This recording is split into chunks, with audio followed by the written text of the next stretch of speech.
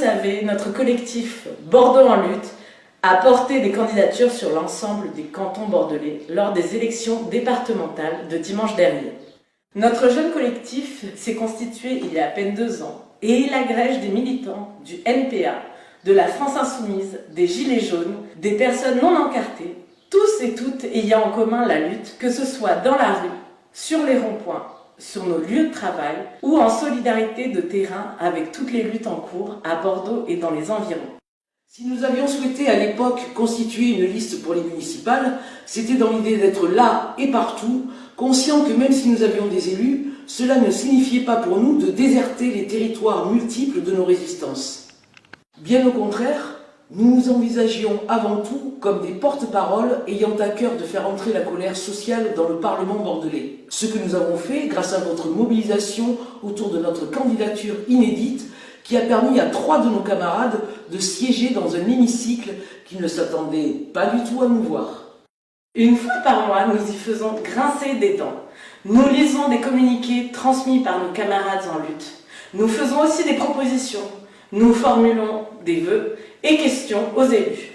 Nous portons et défendons nos valeurs pour une société juste et solidaire. Ces valeurs, nous avions envie de les défendre aussi au niveau du département. De là, nos candidatures et une campagne menée avec détermination, conviction et les moyens du bord.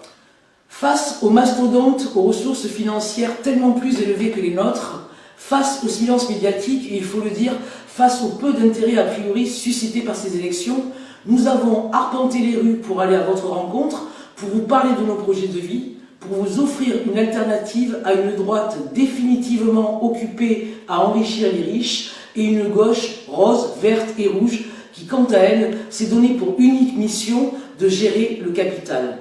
Dimanche soir, les résultats définitifs nous enjoignent à quelques analyses. Tout d'abord, le fort taux d'abstention restera le fait le plus remarquable de ces élections départementales. Il ne surprend pas, nous comprenons le dégoût ou le désintérêt pour ces joutes électorales dont les vainqueurs, mandat après mandat, n'améliorent pas et même aggravent nos situations déjà précaires. Nous savons, pour le voir au conseil municipal, que les promesses dites ne sont pas tenues et se dissolvent dès le scrutin terminé. Nous savons que ce qui préoccupe nos quotidiens, nos difficultés à boucler les fins de mois, notre travail, notre manque de travail, nos services publics en déliquescence, notre air irrespirable, tout cela et tout le reste n'est pas à l'ordre du jour d'une bourgeoisie qui nous méprise. Cette abstention délégitime de fait toute personne élue avec un taux de participation aussi faible.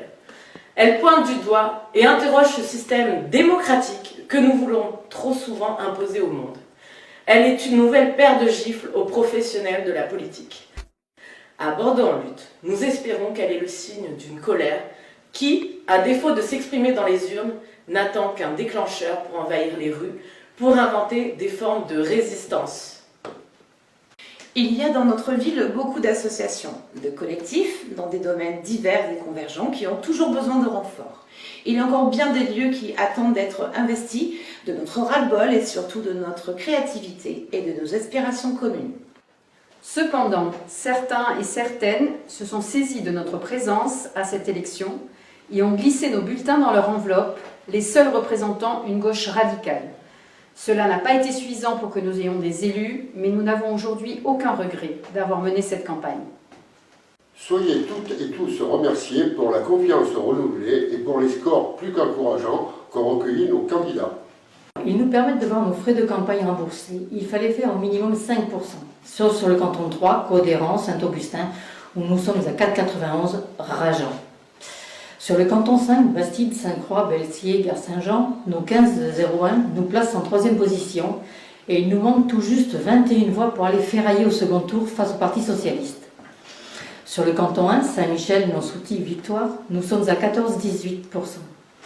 5,59 sur le canton 2, Centre-Ville, Saint-Seurin, et 9,43 sur le canton 4, Genco, Les Aubiers, Le Grand Parc, Bacalan, Jardin Public.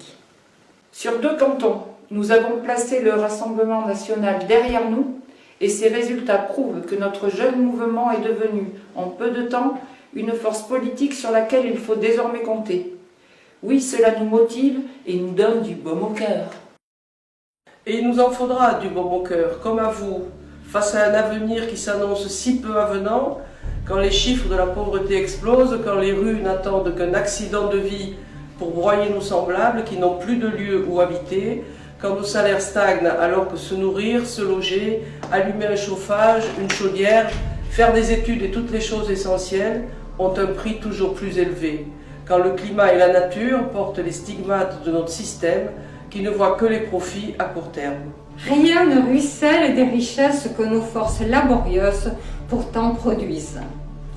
Rien ne nous affranchit dans une société où le mot de sécurité se substitue à celui de liberté et où un pouvoir illégitime use de violence inouïe pour nous faire taire et rentrer dans le rang.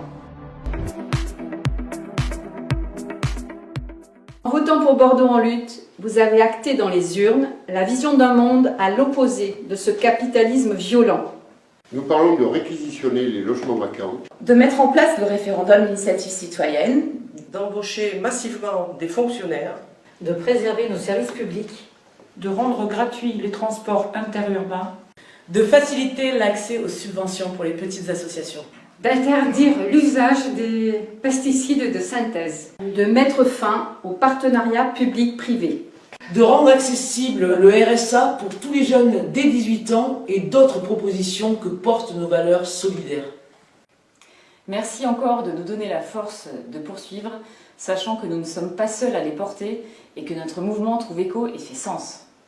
il faudra donc encore nous retrousser les manches, donner du temps, nous mobiliser et mobiliser plus encore pour un réel changement de paradigme, pour la prise de pouvoir qui fera émerger nos possibles, pour que nos vies ne soient plus tenues par un fil, mais se déploient au gré de nos solidarités dans une société sans privilèges, pour ne pas laisser un champ de ruines aux enfants de l'avenir. vous nous trouverez là, toujours à vos côtés, déterminés, invendables, sans équivoque, un chiffon rouge au revers de nos vestes, nous ne déserterons pas.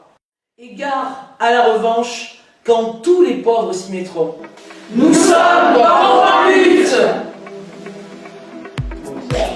non, il va pas pleurer.